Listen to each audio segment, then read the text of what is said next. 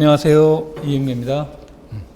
먼저 이제 수업 전에 간단하게 우리가 이제 수업 방법에 대해서 이제 얘기를 간단하게 하고요. 오리엔테이션 하면서 수업을 진행하도록 할게요. 이제 그 1, 2월에 대한 내용들은 이제 1, 2월 되는 이제 주요 과목을 중심으로 기본적인 개념 설명이 주 위주예요. 그러니까 깊게 들어가는 것보다는 좀 폭넓게 들어가는 방법으로 이제 우리가 수업을 진행을 할 거고, 그 다음에 이제 매주 목요일마다 여러분들한테 아마 이제 그 자료가 나갈 거예요. 그러니까 수업 자료 말고요. 자료가 나가게 될 텐데, 그 수업 자료는 이제 방과 후 수업에 대한 내용이에요. 그러니까 여러분들한테 다음 복습에 대한 관련된 문제들을 내드릴 겁니다. 그럼 이제 그거 가지고 집에서 이제 풀어보시고, 그리고 그 다음 주에 이제 스터디를 하고, 그거 끝난 다음에 이제 여러분들하고 나하고 이제 다시 미팅을 갖는 거죠. 그래서 그런 방법으로 이제 수업이 진행이 될 거예요. 그리고 이제 매주 이제 과목별로 수업을 하게 되면 과목별로 이제 각 과목별로 수업 시작하기 전에 이것에 대한 개요라고 해도 좋고요. 또는 이것에 관련된 핵심적인 부분들을 우리가 이제 어떤 부분들을 이제 체크를 해 나가야 될지를 간략하게 설명을 하고, 요게 아마 짧으면 20분, 길면 30분 정도가 될 거예요. 그러니까 전반적으로 우리가 이제 조금 이따 해석하기다 그러면 우리가 해석하기 위해서 어떻게 공부를 해야 되고 어떤 부분에 중점을 둬야 되고 하는지에 대한 전반적인 설명을 해 나갈 겁니다. 그래서 그런 내용들을 이제 해 나가고, 그 다음에 이제 수업을 진행하도록 할 겁니다. 그 다음에 수업은 물론 이제 제일 좋은 방법 중에 하나는 여러분들한테 질문하고 답변하고 하는 방법이 제일 좋긴 하겠지만, 이제 그건 시간이 너무 많이 걸리기 때문에 그 부분들은 이제 그 방과 후 그 스터디 시간에 이제 여러분들이 끝나고 질문하고 답변하는 형식으로 수업을 진행을 하고요. 우리가 수업 시간에는 내가 이제 조금 일방적으로 이렇게 일제 수업이라고 하죠. 그런 방식으로 수업을 진행을 할 테니까 참고를 하시고, 그 다음에 이제 이 내용 중에는 수업 중에 필요하다면 기출 문제들도 좀 다룰 것이고요. 그러면서 여기서는 앞에서도 얘기했듯이 우리가 이제 기출 문제는 좀 종합적인 문제예요. 단편적인 문제가 아니라. 근데 이제 우리가 지금 수업 나가는 것은 종합적인 게 아니라 단편적인 거예요. 그래서 기출 문제하고 수업하고 내용은 그 내용이지만 실질적으로는 풀기가 조금 곤란한 내용들도 있고 그래요. 그래서 그런 것보다는 이제 우리가 좀 단편적인 형식으로 기출 문제와 관련된 내용들을 이렇게 다룰 테니까 그걸 참고로 해서 여러분들이 들어보시면 됩니다. 자, 그 다음에 이 해석학에 대한 이 내용은 그 정동명 선생이 쓴 실해석학 개론이라는 책이에요. 그래서 이제 그 내용들을 발췌를 해서 여기서 이제 수업을 진행을 합니다. 그러니까 수업을 진행을 하니까 여러분들 중에 개인적으로 나는 이제 실해석학 개론이라는 책을 가지고 있다 그러면은 그 책을 같이 참고를 하면 수업을 듣는데 이제 도움이 될 겁니다. 그러니까 여기서 대한 내용들은 우리가 반드시 알아야 될 내용. 그러니까 아마 첫 시간에는 시험보다는 이 해석학이라는 공부를 하기 위해서는 반드시 알아야 될 내용, 그런 것 중심으로 이렇게 수업이 진행이 될 거예요. 그러면서 그 실해석학 개론이라는 책에 나와 있는 부분들 중에서 이명과 관련되어 있는 부분, 그래서 이제 이 책에서는 이제 수열 파트부터 그럴 겁니다.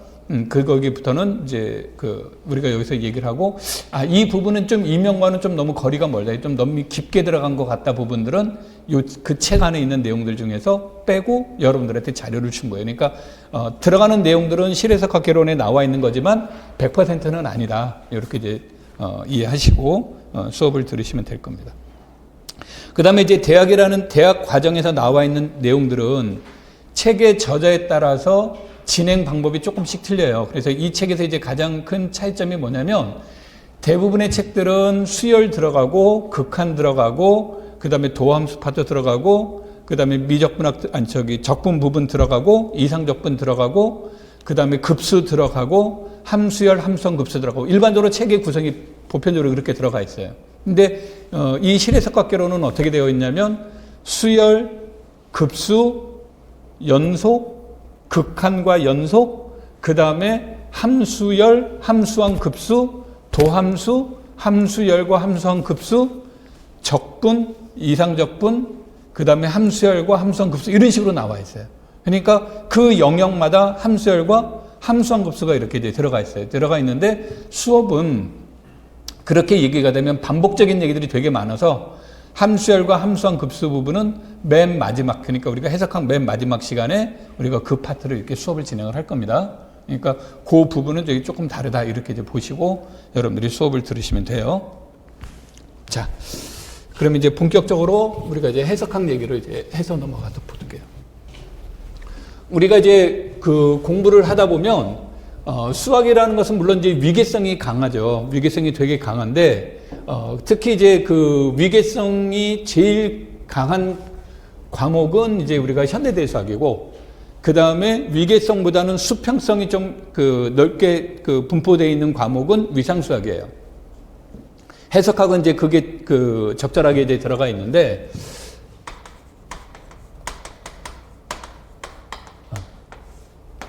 해석학이라고 하는 것은 우리가 실제로 수업하는 것은 우리가 실해석학을 할 겁니다. 그래서 실해석학을 하려다 보니까 여기에서 근본적으로 실수체에 관련된 내용들을 얘기를 해요. 근데 우리가 그 실수체라는 말이 되게 어려울 수도 있고, 그러니까 되게 체라는 부분이 어려울 수도 있고, 근데 여기선 그렇게 생각하시지 말고 그냥 우리가 초중고에서 배웠던 사칙 연산의 관점에서 생각하시면 돼요. 그래서 이 실수체에 대한 개념이 여기에서 이제 기본적인 개념이 되고, 실해석학에서의 기초 개념으로 우리가 이제 얘기돼야 되는 부분들이 여러 가지가 있지만 여기에서는 완비성 공리가 기본적인 개념으로 이렇게 이제 들어가고, 또 하나 이제 중요한 것은 아르키메데스의 정리예요. 그 다음에 여기에서 이제 아주 중요하게 이제 또 다루는 것은 조밀성의 문제가 됩니다. 그래서 이 세 가지는 물론 이 조밀성이 2005년도에 출제된 적은 있어요. 2005년도에 출제된 적은 있는데 그냥 일반적으로 여기는 시험에 안 나온다 이렇게 보시면 돼요. 그런데 이 부분들을 꼭 봐야 되는 건 뭐가 되냐면 뒤에 가서 적분 부분이건 함수열대가 됐건 함수한 급수가 됐건 계속해서 이 기본적인 내용들은 나온다. 그러니까 얘를 주인공으로 하는 시험 문제는 2005년도에 이제 한 번 나왔지만 안 나올 거라고 보는 거고, 그렇지만 다른 문제를 푸는 아주 중요한 도구로 활용이 됩니다. 그래서 여러분들이 이러한 이것에 대한 내용은 도구적인 목적이 더 강해요. 도구적 목적이 강하다라는 말은 증명도 할 수 있고 뭐도 할 수 있는데 굳이 우리가 증명까지 할 필요는 있을까? 이제 이런 내용들이에요. 그러니까 증명보다는 이것에 대한 사용법인 거죠. 그래서 요 정리들이 가지고 있는 어떤 정리의 목적, 그 다음에 활용, 이런 정도로만 여러분들이 이해하시는 게 공부하는데 훨씬 더 이제 중요한 형태가 돼요. 그러면서 이제 가끔씩 이것에 대한 내용으로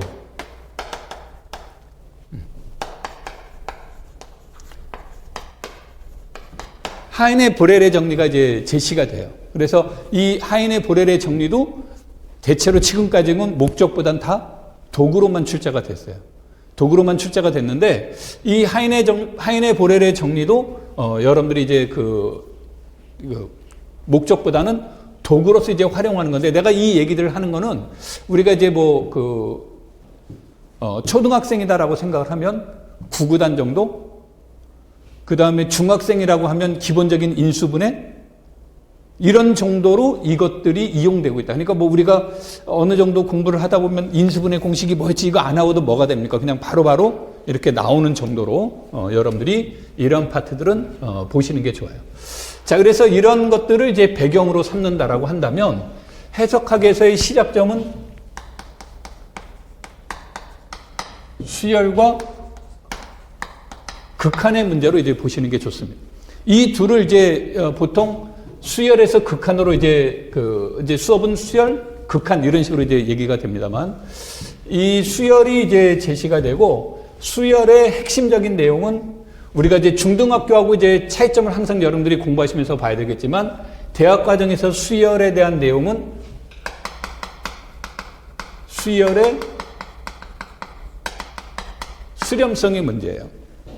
그래서 예전에는 어떤 문제들이 이제 그 객관식 같은 데서 이제 나온 적이 있냐면 수열이 수렴합니까? 발산합니까? 이런 거를 물어볼 수도 있는데 이제 이 그 서술형에서나 또는 기입형에서 지향하는 게 뭐냐면 우연에 의해서 답이 나오지 않도록 하라는 거예요.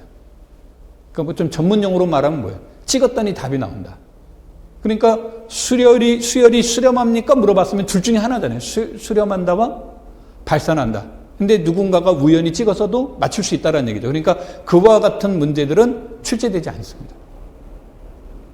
그럼 여기에서 수렴성을 물어봤다라는 것은 무엇을 얘기를 하는 거냐면 고등학교는 수열이 수렴하면 극한값을 구하는 데 초점을 뒀다면 여기서도 물론 극한값은 물어볼 수는 있어요. 근데 이 수렴하는 어떤 방법에 의해서 또는 어떤 원리에 의해서 이것이 수렴한지를 체크하는 거예요. 그래서 우리가 여기서 이제 주로 관심을 갖는 것은 이 수열이 수렴합니까를 물어보는 것보다 수렴한다라는 것 또는 발산한다라는 것을 증명하는 과정이 더 중요하다는 거고 그때 사용되는 이론들이 무엇입니까를 보는 거예요. 그래서 여러분들이 이 수열에 대한 수렴성이 있다 그러면 여기에서 우리가 뭐 그 대학교 아마 여러분들이 해석학을 처음 배웠으면 이필론 델타를 가지고 주로 이필론 n을 가지고 주로 그 수업을 했을 것이고 또 마찬가지로 그것으로 시험 볼 때 그것에 의해서 증명하는 것에다가 초점을 뒀다면 여기선 그게 중요한 게 아니라 어떤 방법을 이용해서 뭐 예를 든다면 코시열을 이용을 했느냐 또는 증가수열을 이용을 했느냐 부분수열을 이용을 했느냐 상극한 하극한을 이용했느냐 이와 같은 어떤 원리를 이용을 해서 이것을 검증했는지를 보는 거예요. 그래서 여러분들이 여기에 대한 내용이 수렴에 관련된 이론들이 이제 여러 개가 나올 거예요. 조금 이따가 여기다 쓸까요?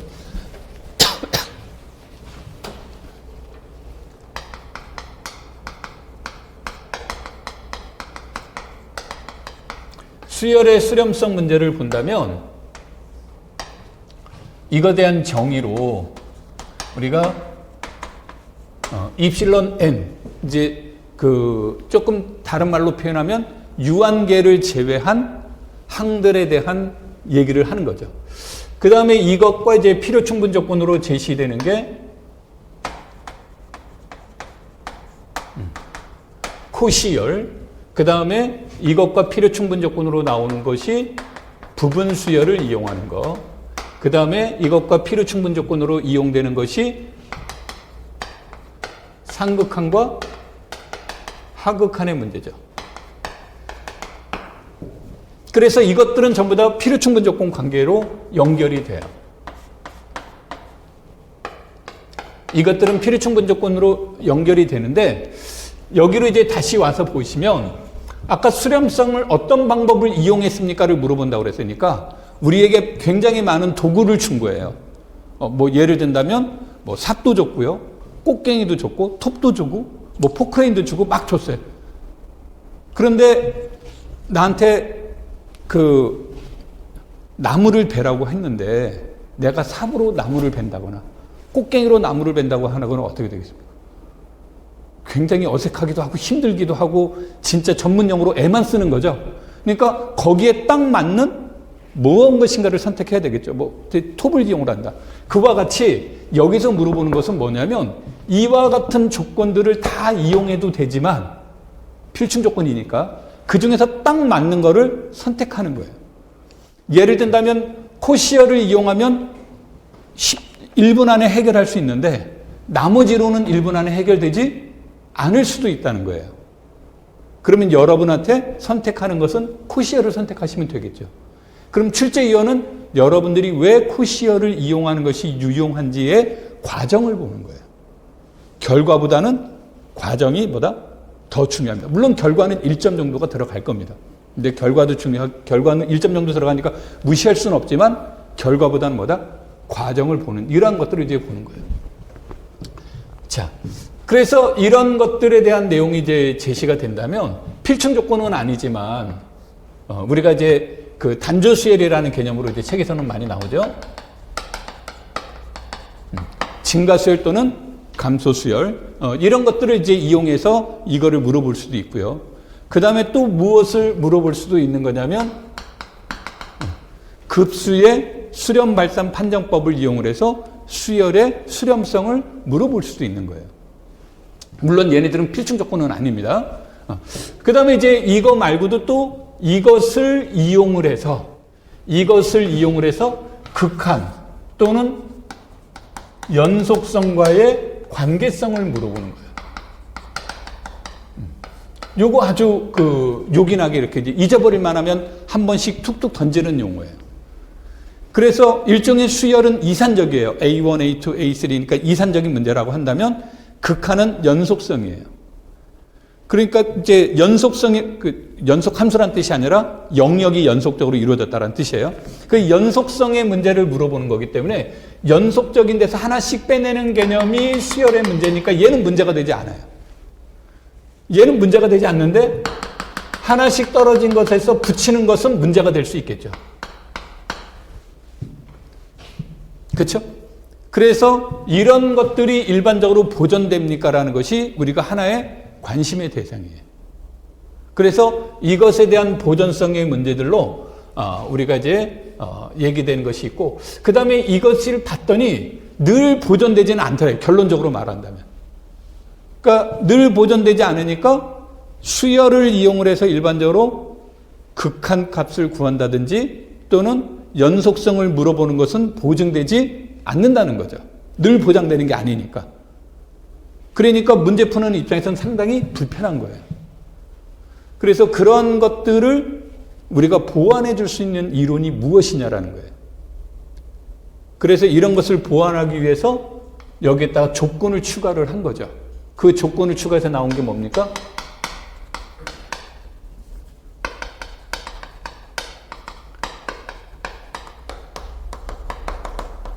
이거죠. 그러면 시험에 나올 때 지금 이건 내가 지금 강의하는 내용은 임용과 관련돼서만 얘기하는 게 아니라 얘네들의 태생적인 문제와 연관시키는 거예요. 그러면은 여기에 관련된 것을 출제를 한다면 이분은 분명히 뭐를 내겠습니까? 연속과 균등 연속의 무엇을? 차이점을 물어보겠죠. 이거 왜 이름이 길어? 이런 거 왜 이런 걸 해야 되는 왜를 물어볼 거예요. 그것과 관련된 게 바로 뭐다? 코시 열인 거예요. 그래서 항상 여러분들이 이제 공부를 하실 때 뭐를 말하는 거냐면 얘와 얘의 차이가 뭐지? 이것에 관련된 거 막 증명을 했어요. 근데 물어보는 사람들은, 출제하는 사람은 그런 거 안 물어봐요. 2000년대 초반까지는, 그러니까 내가 2005년 정도를 기준으로 많이 삼는데 2000년대 초반까지는 뭐를 물어봤냐면 우리가 보통 책에서 기본서라고 배우죠. 대학에서 배웠던 책. 여기 책에서 나왔던 문제들을 시험 문제에 냈어요. 그러니까 안 되면 외워서라도 뭐 할 수 있는 거예요. 시험을 볼 수 있었던 거죠. 근데 그 시점이 넘어가면서부터는 거의 전 과목이에요. 뭐 특정한 과목이 아니라 거의 전 과목에 걸쳐서 책에서 나오는 이론을 물어보는 일은 없어요. 그러니까 내가 책에 있는 증명 아무리 잘해도 실제 시험장 가면 하나도 못 풀 수가 있다는 거죠. 그래서 이제 뭘로 물어보는 거냐면 출제위원들이 그 다음으로 진화되는 게 이런 거예요. 왜 이런 거 배워야 돼? 이거와 이것은 뭐가 달라? 를 질문의 소재거리로 삼는 거예요. 그래서 여러분들이 책을 보실 때 그런 것에 맞춰서 공부를 하시는 게 좋겠다 이런 얘기죠. 우리가 이제 얘기를 하는 게. 자, 그래서 이제 여기에 대한 수열에 대한 것을 이용하는 거고요. 이제 다시 이쪽으로 올게요. 이게 필요 충분 조건이라고 얘기를 했죠. 그런데 이 방법들은 굉장히 불편해요. 증명하는데. 뭐 거의 이거를 이용했다 그러면 뭐 거의 실패율이 더 높을 수 있어요. 그러니까 우리는 얘가 필요 충분 조건이기는 하지만 얘는 이제 무엇을, 그럼 얘가 수렴하면, 얘가 코시열이면 얘도 수렴하고 모든 부분 수열에 대해 관련된 문제가 되니까 주로 이것은 대우로 더 많이 이용이 돼요. 그러니까 수렴보다는 뭐로? 발산에 관련된 문제를 던질 때 더 많은 소재거리가 되고, 이것도 마찬가지로 배우적 개념이 더 많이 이용이 돼요. 그래서 이런 것들은 이제 여러분들이 보실 때 아까도 얘기했듯이, 그러니까 이제 여기서 핵심적인 내용이 뭐를 가냐면 코시열이에요. 코시열의 최대 장점은 뭡니까? 라고 한다면, 코시열의 최대 장점은 극한값을 모르고도, 극한값을 구하지 않고도 수렴하는지 발산하는지를 알 수 있다는 거죠. 그래서 우리가 굳이 극한값의 문제로부터 이제 해방될 수 있는 거예요. 그래서 이런 것들이 나오고, 그래서 이제 사람들이 그럼 코시열인지를 판정하는 것에 관련된 내용들도 하나의 좋은 뭐가 되겠어요? 소재거리가 되는 거예요. 자, 이쪽으로 이제 다시 와서 보면, 아까 이것들의 차이점에 관련된 얘기를 했는데, 그런데 이것에 대한 차이점이 불행하게도 하나밖에 없어요. 그 하나가 뭐였냐면, 아까 이것은 일반적으로 보증되지 않는다고 그랬죠? 근데 이거를 보증해 주는 게 바로 뭐다? 평등 연속의 문제. 그러니까 열심히 공부했는데 내용은 딱 몇 개밖에 없냐면 하나밖에 없는 거예요. 근데 그거는 이미 출제가 됐어요. 근데 아까 이제 내가 시험에서 우연에 의해서 답을 맞추는 문제는 지양한다 그랬죠? 또 하나가 뭐가 되냐면 과거에 나왔던 문제는 다시 내지 마시오예요. 그럼 얘 한번 나왔다고 그랬잖아요. 그렇죠? 그럼 다시 물어볼 일 없겠죠. 근데 그 말에 오해를 하시면 안 돼요. 똑같이 해요. 그러면 다르게는 물어볼 수 있다는 거잖아요. 그렇죠? 그래서 무엇을 적어대는 거냐면 수열의 수렴성에 관련된 문제가 여기에서 코시열과 관계에 관련되어 있지만 또 다른 하나는 건 얘가 균등 연속인지 아닌지를 무엇하는 거. 판정하는 문제가 여기에서의 중요한 소재거리가 되는 거예요. 근데 이제 이 내용들을 쭉 하다 보면 뭐가 되냐면 출제위원은 근본적으로 이렇게 돼요. 임용시험의 원칙이지 절대 규칙은 아니에요. 그러니까 내 말은 원칙인 거지. 그래서 시험의 일관성을 위해서 출제위원은 매년 50%만 바꾸기로 해요. 그래서 전년도에 나왔던 내용이 올해 또 나오는 경우가 있다는 것은 분명히 그분은 2년 연속 출제위원에 계셨던 거예요. 그런데 이제 어떤 문제가 있냐면 출제로 뭐 다는 아니겠지만 출제하러 들어가신 분들이 대체로 끝나고 나면 두 번 다시 출제위원으로 들어가기 싫어해요. 너무 이제 힘들고 뭐하고 하는 것들이 있다 보니까 그래서 아까도 말했지 원칙이지 법칙은 아니다라는 거죠. 이제 그분들이 되는 거고. 그 다음에 이제 또 하나는 이 임용을 이걸 하게 되면 검수하시는 분들은 교육과정 평가원에 계세요.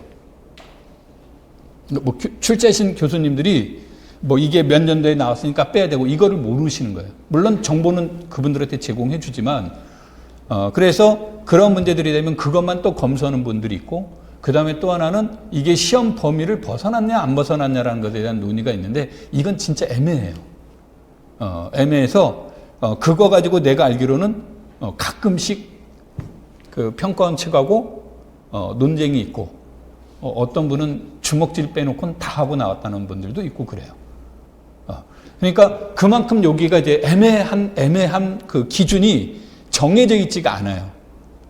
정해져 있지가 않으니까 여러분들이 이제 보시면서 이런 것들 내가 이 얘기하다 글록한 이유는 이제 다시 얘기를 할게요. 그러다 보니까 뭐가 되냐면 그 출제하신 분들마다 그분이 보는 중요도는 달라지겠죠. 뭐가 중요하고 뭐가 덜 중요하고 하는 형태가. 그래서 여기에서 꼭 얘기가 나오는 것들이 우리가 해석하기 위해서 수열, 극한과 연속 나오면 그 다음에 나오는 것이 뭐가 됐어요? 도함수 문제가 나오겠죠. 그냥 내 도함수라고 표현할게요. 도함수에 관련된 문제들도 나오고요. 물론 이것이 수직적인 관계는 아니지만 대략적으로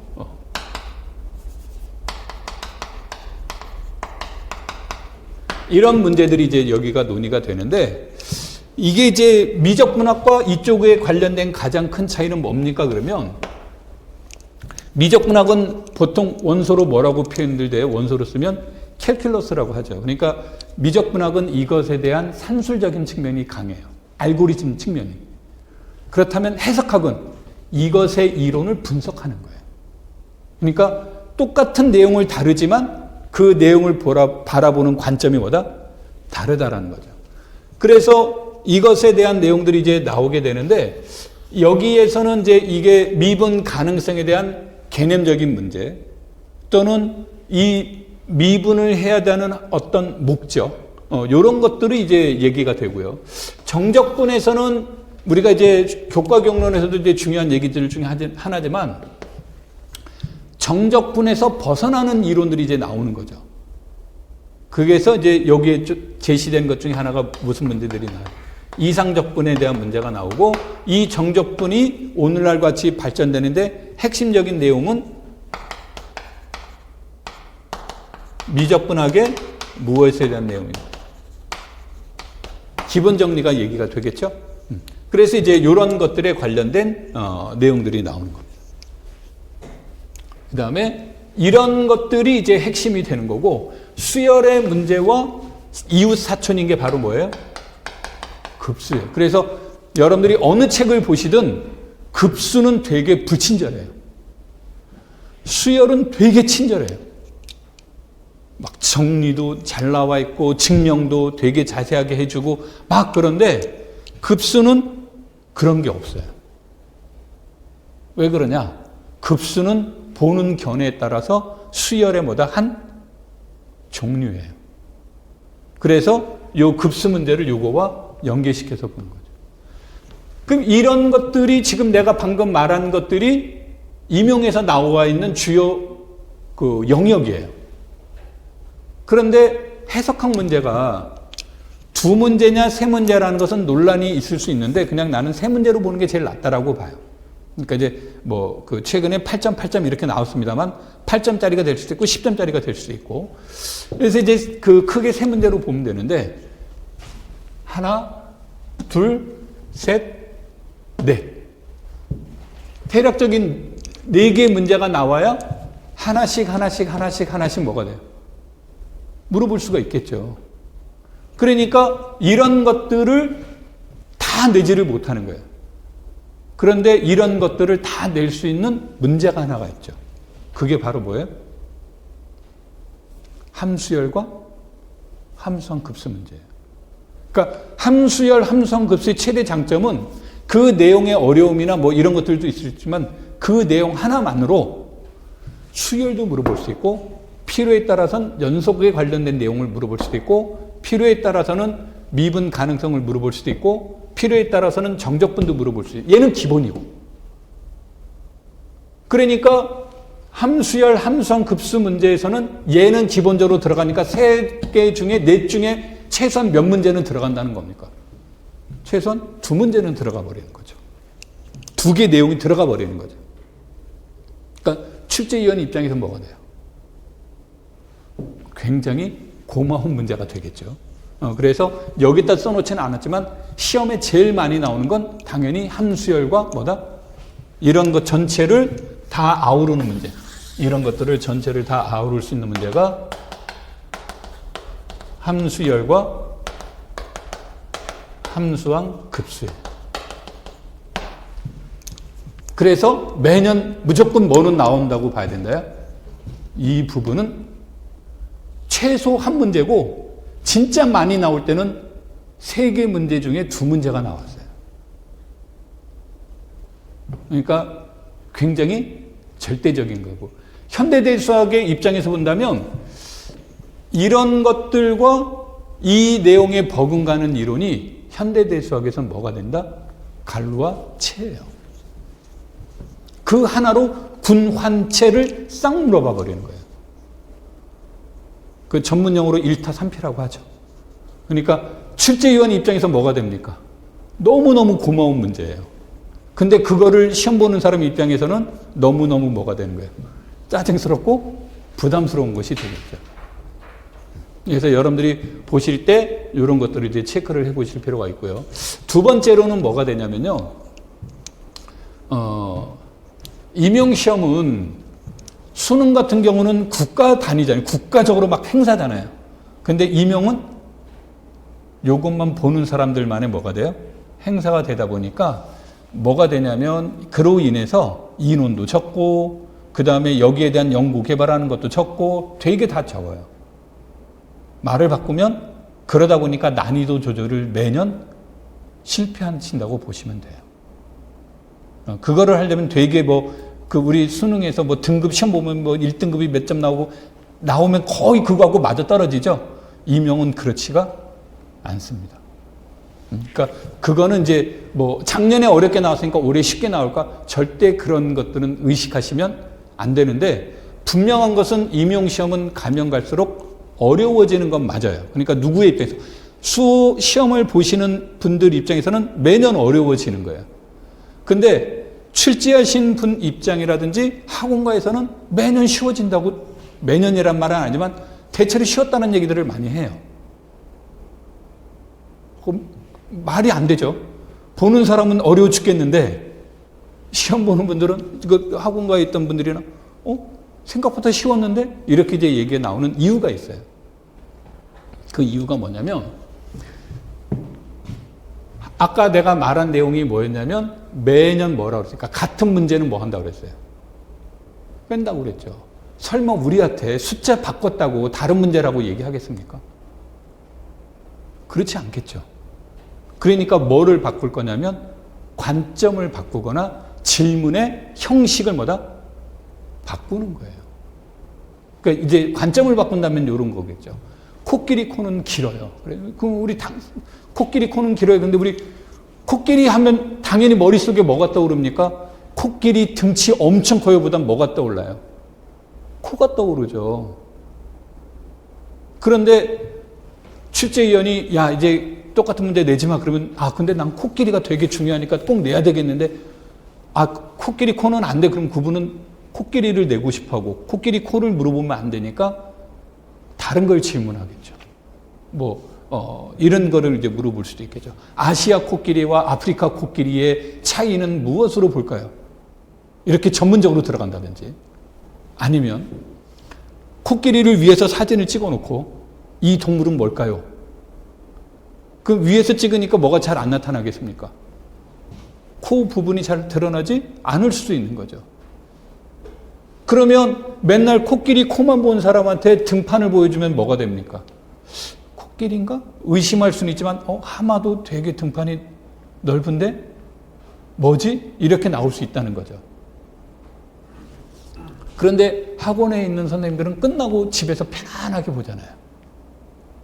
이거 코끼리 코 맞네 이렇게 하는 거고, 시험장에 들어간 분들은 긴장감과 설마 이게 이런 것들이 묘하게 겹쳐지면 뭐가 되겠어요? 그 답이 안 나오는 거죠, 잘. 그러니까 시험이라는 건 이런 거는. 그러니까 누군가가 나는 이 문제를 내겠다라고 하면 그분은 반드시 내요. 작년에 나왔건 재작년에 나왔건 10년 전에 나왔건 내겠다 그러면 반드시 냅니다. 단지 관점과 무엇만, 형식만 바꿔지는 거예요. 그런데 아까도 했지만 연속 2년 들어가는 경우가 있다 그랬죠. 그러다 보니까 뭐가 되면 연속해서 나는 미분 가능성을 물어봤다 그러면 어떤 분들이 미분 가능성의 기본적인 개념만 계속, 나는 기본이 중요한 사람은 기본적인 것만 물어보겠죠. 그런데 책자에서 나와 있는 질문지로 내지는 않을 거다. 그러다 보니까 생소함을 느끼는 거예요, 공부하실 때. 그래서 여러분들이 이와 같은 내용은 근본적인 거는 여기를 벗어나지 않는다. 그러니까 근본은 벗어나지 않는 거예요. 그럼 공부할 때 어떤 방법으로 가야 되느냐? 이 문제에 대한 아까도 수렴성 문제는 이런 거 증명, 이거니까 이거 필충 조건 증명하고 이거 증명하고 의미 없다라는 얘기예요. 이런 건 안 물어본다는 거예요. 뭘 여러분들이 공부할 때 봐야 되냐면 이 수열은 코시열로 이용하는 게 좋겠네? 이거는 부분 수열을 이용하는 게 좋겠네? 이거는 단조 수열을 이용하는 게 좋겠냐라는 것을 무엇하라는 얘기예요. 판단할 수 있는 공부를 해야 된다는 거죠. 그래서 내가 여러분들이 이제 보통 내가 방과후 스터디 같은 경우를 중요시 여기는 이유는 뭐냐면 문제를 풀었어요라는 것은 별로 중요하지 않다. 내가 아마 대체로 웬만하면 해답지도 같이 줄 거예요, 뒤에다가. 왜냐면 안 주면 답답해서 못 한다고 그러길래 이제 웬만하면 내가 여러분들한테 드릴 건데, 스터디를 하라고 하는 것은 답 맞추라고 하라는 게 아니에요. 똑같은 내용이라도 풀어본 사람에 따라서 뭐가 다를 수 있습니까? 방법도 다를 수 있고 관점도 다를 수 있잖아요. 그렇죠? 어떤 사람은 직진했고 어떤 사람은 돌아갈 수도 있고요. 그러니까 어떤 것들에 대한 다양성을 서로 의견해 보라는 얘기예요. 그러니까 이런 자기의 생각을 토론의 장으로, 뭐 심각한 토론은 아니지만 자기의 생각을 전달해 보고 남의 생각은 어떤지를 들어보는 형태. 그런 것의 시간을 가져보라고 하는 것이 바로 뭐다? 스터디의 최대 장점인 거예요. 맞췄어요? 안 맞췄어요? 이건 별로, 내가 해답지 주는데 그 해답지에 다 나와 있는데요. 그러니까 그런 의미로는 공부하는 건 별 의미가 없다. 항상 그런 것들을 이제 얘기를 해보시는 거고, 인강을 듣는 분들은 이제 내가 이제 이 전화번호는 처음이자 마지막으로 이제 가르쳐 드립니다. 내 전화번호는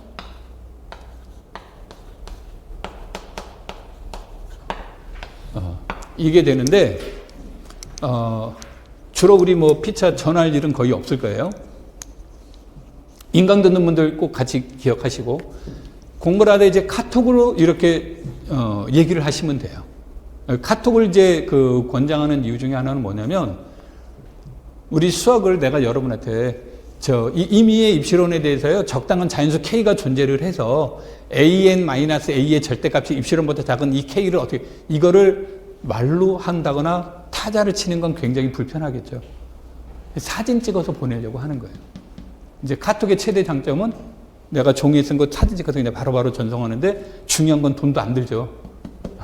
그래서 여러분들이 이걸로 하시되, 뭐만 피해 주시면 되냐면, 늦은 밤, 이른 아침, 요런 것만 피해서 주시면 되겠고, 그 다음에 이제 간혹 가다가 내가 휴대폰을 막 즐겨서 보지 않아서 그런데, 나도 이제 내 친구하고 얼마 전에 했는데 내가 혹시 통화할 수 있는지, 이제 그 대학교 여자친구랑 남의 가정이 있는데 저녁 늦게 통화하는 건 실례인 것 같아서 카톡을 보내서 혹시 내가 뭐 물어보고 싶은 게 있는데 통화해도 돼? 하고 물어봤더니 답변이 없더라고. 그래서 내 톡 씹었나 그랬더니 다음날 연락이 왔어요. 난 집에 오면 휴대폰 안 봐. 그래서 미안하다고, 하고 싶은 얘기 있으면 하라고 이렇게 얘기를 하더라고. 그래서 내가 이 말을 하는 건 내가 혹시 잊어버리고 봤는데 이제 집에 가서 읽고 답변해야지 그랬다 잊어버릴 수가 있어요. 그러니까 한 이틀 지났는데도 답변이 안 오면 내가 잊어버린 거예요. 그럴 때는 가차없이 욕을 해도 돼요. 인간아 빨리 답변해, 뭐 이런 식으로. 피하는 게 아니니까 혹시 오해하시지 말라고 내가 미리 얘기하는 거예요. 오해하지 말고 그때는 이제 다시 여러분들이 이렇게 얘기해 주시면 돼요. 특히 인강 듣는 분들도 이제 많이 그렇게 해주시면 됩니다. 그 다음에 이제 수업 들으시면서 어떤 경우가 있냐면, 이게 노트 필기를 하다 쭉 쫓아가다 보면 수업에 집중 못할 때가 많이 있을 수 있어요. 그러면 그 노트 필기에 신경 쓰시지 말고 이걸 휴대폰을 들어서 이건 도저히 내가 쫓아갈 수가 없겠다 그러면은 그냥 들어서 찍으시면 되고요. 그 다음에 이제 간혹 가다가 내 패드에, 여기 이제 요 패드로 이렇게 여기 패드에 나와 있는데, 아까 패드에 있는 부분 내가 못 찍었는데, 이렇게 하면 나중에 쉬는 시간에 요 패드 마음대로 보셔도 돼요. 여기 가가지고 그 부분 찍어서 보시면 됩니다. 무슨 말인지 이해되시겠죠? 자, 그럼 본격적으로 수업을 시작하도록 하겠습니다.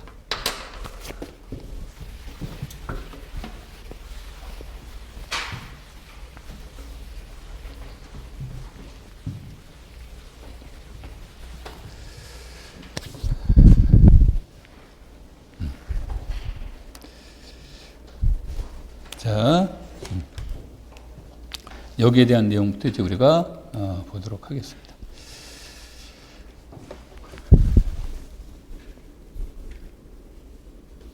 여기 자료에 없는데요.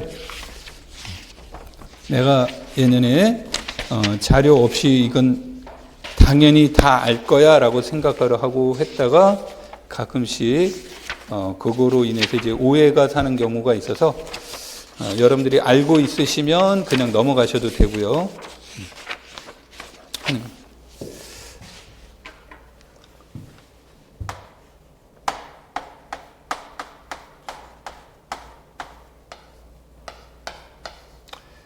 이게 꼭 실수일 필요는 없어요. 이제 나중에 복소수도 되고 뭐 여러 가지가 나올 수는 있는데요. 근본적으로 얘가 무엇을 말하는 거냐면, 순서 집합에서 얘기를 하는 겁니다. 순서 집합이 주어졌을 때 이때 x가 정렬 집합이다. 그러면 정렬 집합의 일반적인 정의는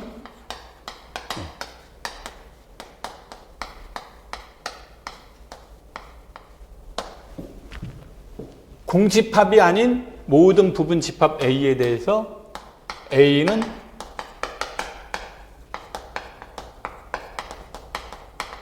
최소원을 갖는 거예요.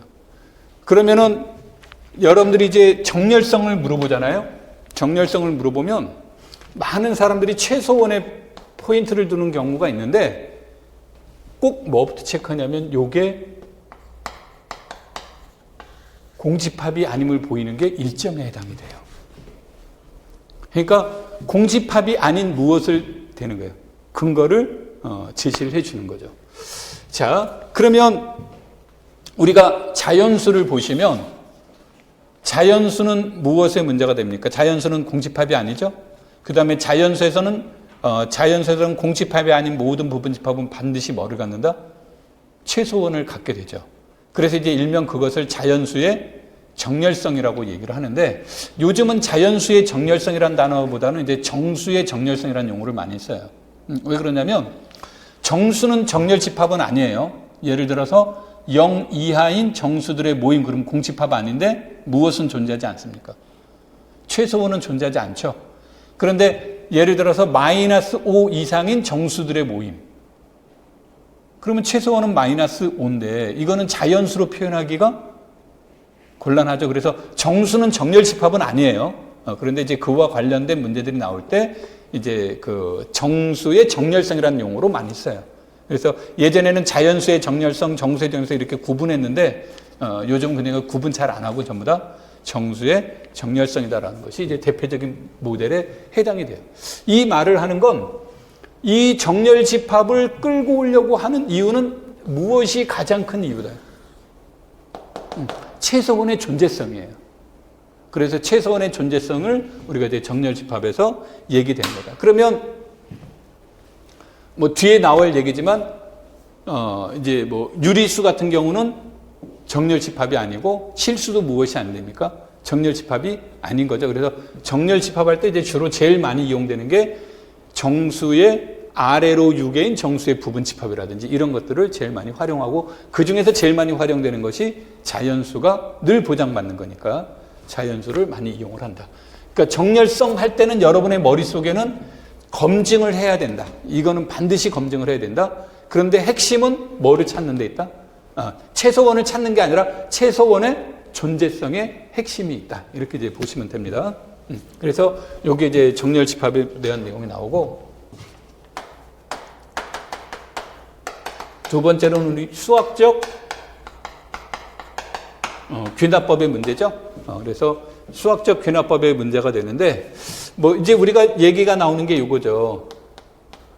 공집합이 아닌 자연수의 부분 집합에 대해서 1이 S의 원소이고 N이 S의 원소일 때 N 플러스 1도 S의 원소이다. 그래서 이 두 가지 조건이 만족되면 우리는 N과 S는 같다.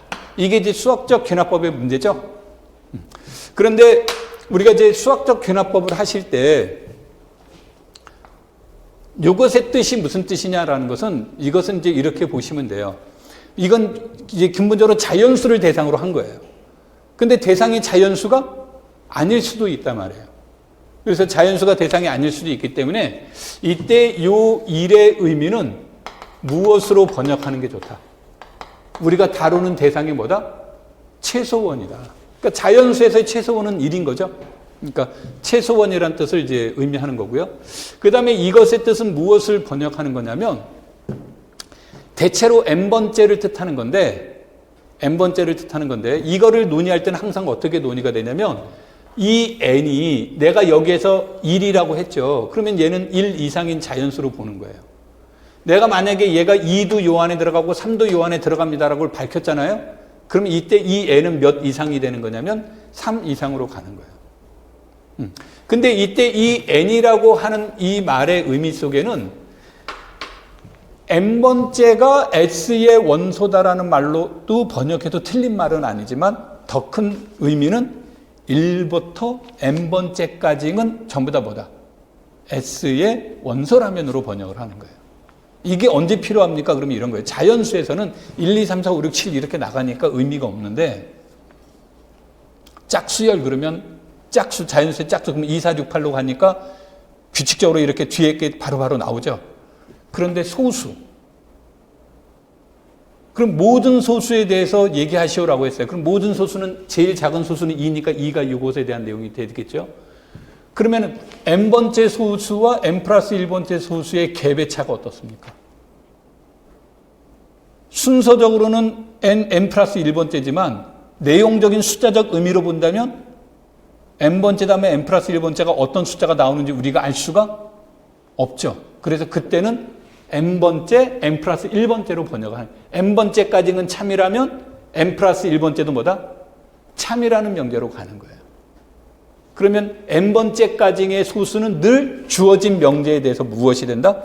참이 되는 거구나. 이런 의미로 번역을 하시는 거예요. 그러니까 꼭 n이라는 말의 의미를 이제 여러분들이 공부하실 때 그것을 이제 얘기를 해 나눠요. 그래서 이 수학적 변화법의 원리와 이런 것이 주어지고, 그 다음에 이제 그 말로만 얘기하면 우리가 유한집합과 무한집합이 있죠. 그렇죠?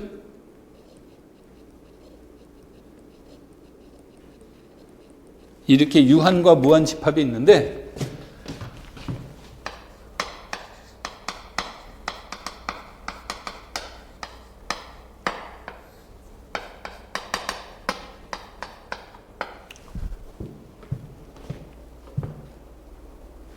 유한집합의 정의가 뭐죠?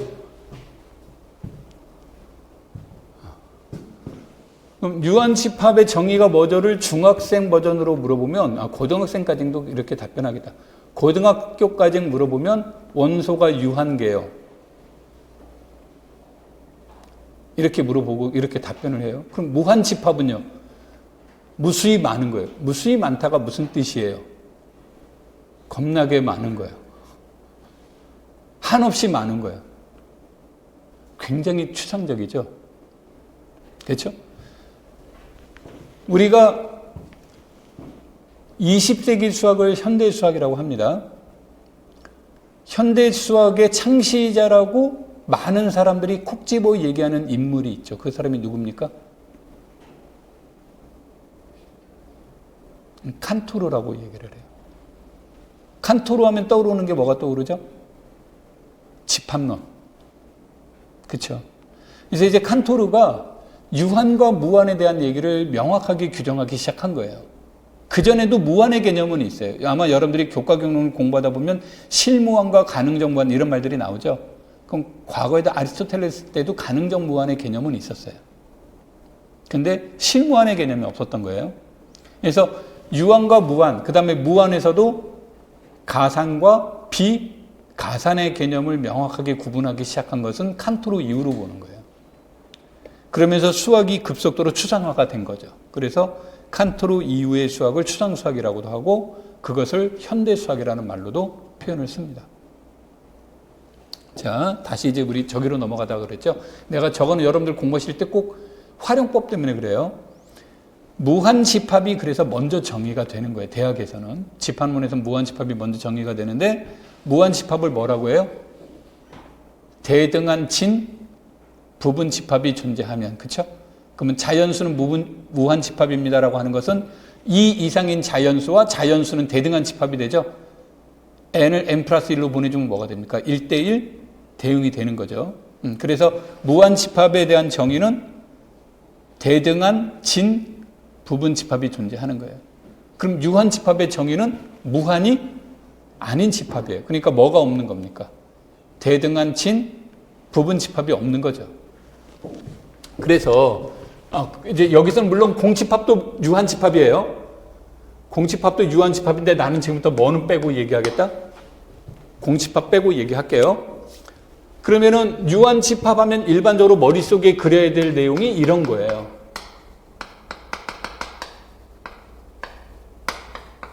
번호를 붙여주는데 유한번째에서 끝나는 이것부터 끝남이 있는 거죠. 이런 뜻으로 이제 보통 유한집합을 쓸 때의 일반적인 표현 방법 중에 하나인데 이 말은 또 이렇게도 쓴다고 그랬죠.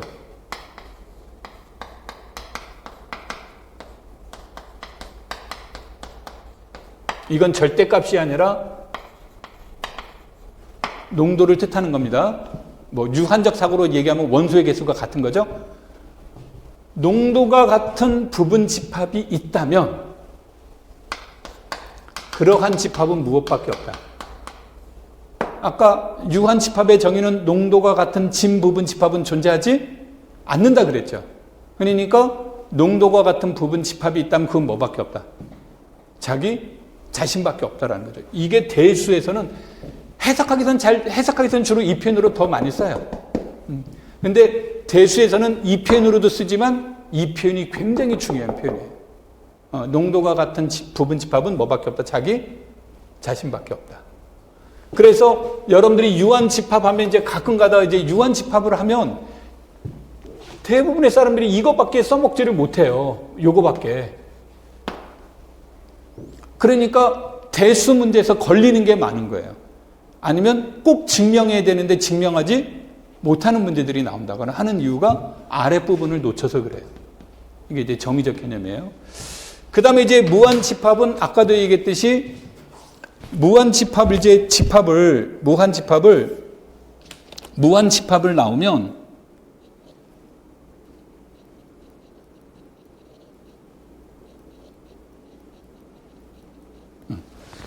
무한집합을 가부번과 비가산으로 나눠요.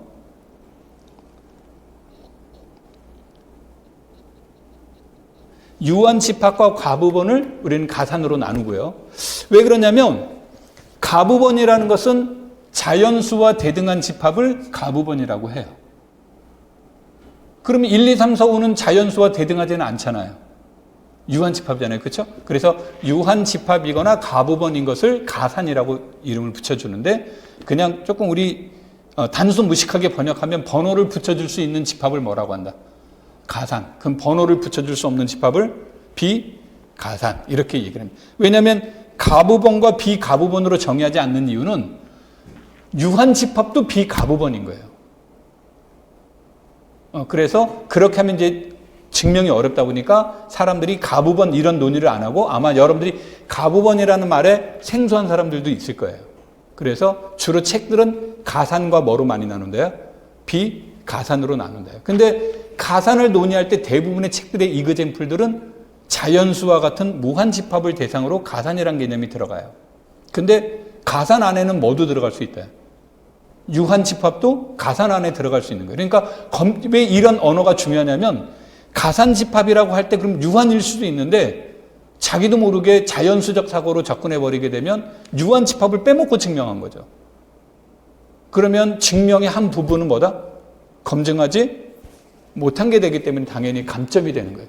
자기는 다 맞았다고 생각하는데 실제 점수는 그 점수가 안 나오는 거죠. 그래서 여러분들이 이런 내용들은 언어적인 의미들은 우리가 꼭 알고 있어야 됩니다. 지금 내가 한 말은 해석학보다는 이제 나중에 위상에서 위력이 더 강해집니다. 해석학보다는요. 그래서 요즘은 그런 게 이제 시험에 안 나오는데,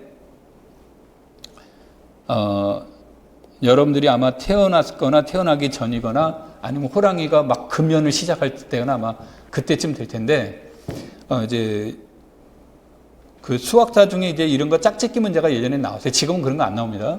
짝짓기 문제로 미적분학, 그럼 뭐 뉴턴, 다음 중 짝짓기가 옳은 것은 뭐 임용수학 이행래, 그 다음에 위상수학 칸토로, 다음 중 올바르게 짝지어진 것은 그 뭐 가, 나, 다, 가나다 이렇게 나오면 정답은 이제 가나다가 되겠죠. 그러니까 위상수학을 칸토르가 이제 이렇게 했다기보다는 아까도 얘기했지만 오늘날의 위상수학을 틀을 만들어 놓은 사람은 누구라고 보는 거냐면 칸토르라고 보는 거예요. 그래서 지금은 위상이 한 문제 내지 두 문제가 나오다 보니까 집합이 시험에 안 나오는데 예전에 이제 객관식 시험 볼 때는 위상이 네 문제가 나왔어요. 네 문제 중에 한 문제는 반드시 뭐를 냈냐면 집합론을 냈어요. 그래서 집합의 굉장히 중요한 부분이 위상과 맥을 같이 한다. 이제 그런 것들도 같이 기억하시면 됩니다. 자, 그 다음에 여기로 이제 1번으로 넘어가서 보죠.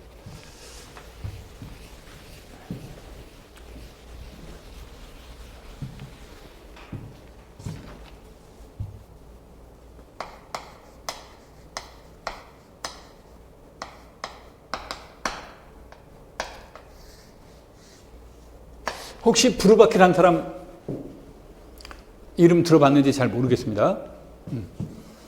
내가 이제 그 무식해가지고 브루바키가 쓴 책을 읽었는데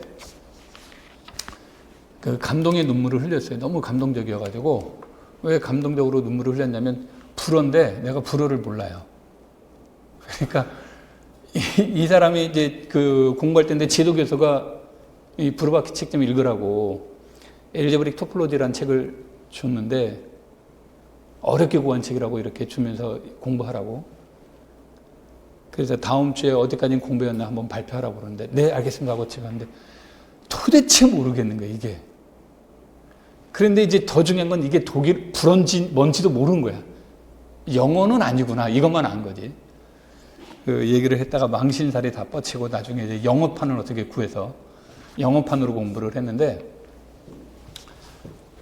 이 브루바키는 이제 위상 엘제브릭 토폴로지라는 책으로 이제 유명하기도 하고 하는데 교과교육론에서 이제 이 브루바키가 나오는데 중등학교에서는 안 나오기 때문에 강조가 되지는 않는 거예요. 그래서 이제 브루바키 하면 이 사람은 모든 수학을 구조화 시키려고 그랬어요. 그래서 수학을 하나의 구조로 이렇게 이제 만들려고 노력을 한 사람이에요. 그래서 구조로 만들려고 노력하는 과정에 수학은 세 가지 구조가 있다라고 결론을 내렸어요. 이제 브루바키가. 그래서 수학에는 세 가지 구조가 있다. 그래서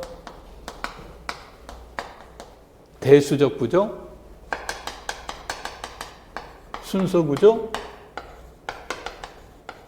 위상적 구조가 있다라고 얘기를 한 겁니다. 이 세 가지 구조가 있다라고 얘기한 건데 이렇게 말하니까 어렵죠. 이거를 이제 풀어 헤치면 체 구조예요. 대수에서. 그 다음에 순서 구조라는 것은 순서 관계. 위상적 구조는 원근 관계예요. 그러니까 일종의 우리식으로 따지면 짧다, 멀다, 가깝다 이런 얘기잖아요. 그러니까 일종의 무엇을 말하냐면 거리 개념이에요. 그러면 유리수체는 체가 되는데 순서도 있는데 유리수에서는 뭐가 없어요? 2분의 1과 3분의 1 사이에 거리 개념이 없어요. 왜? 유리수는 숫자가 연속량으로 이루어져 있지 않기 때문에 거리 개념이 없죠.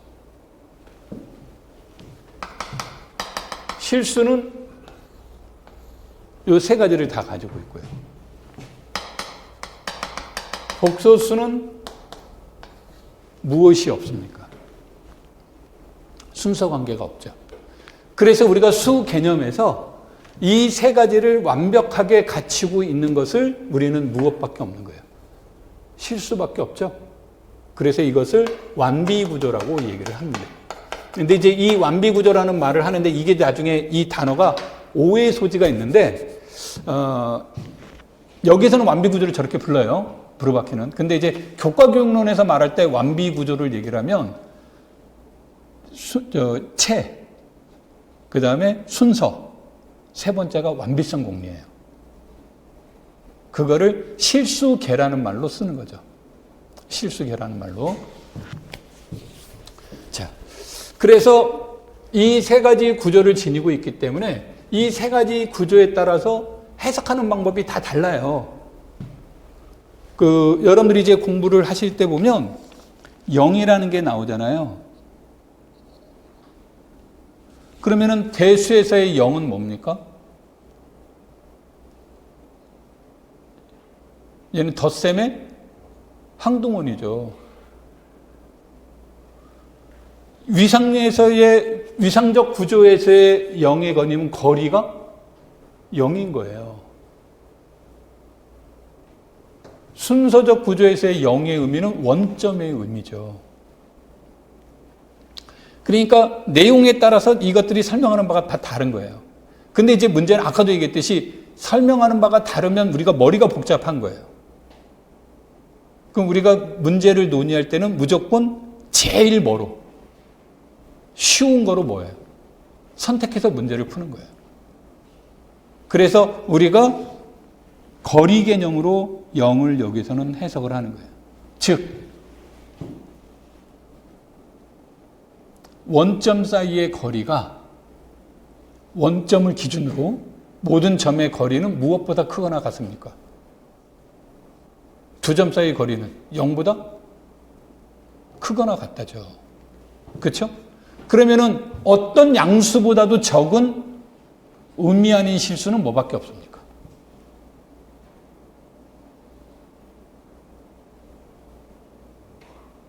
어떤 양수보다도 적은 의미 아닌 실수는 뭐밖에 없습니까? 0밖에 없죠. 그렇죠? 그러니까 우리가 0이라는 것을 설명할 때 어떤 양수보다도 절대값이 멀어.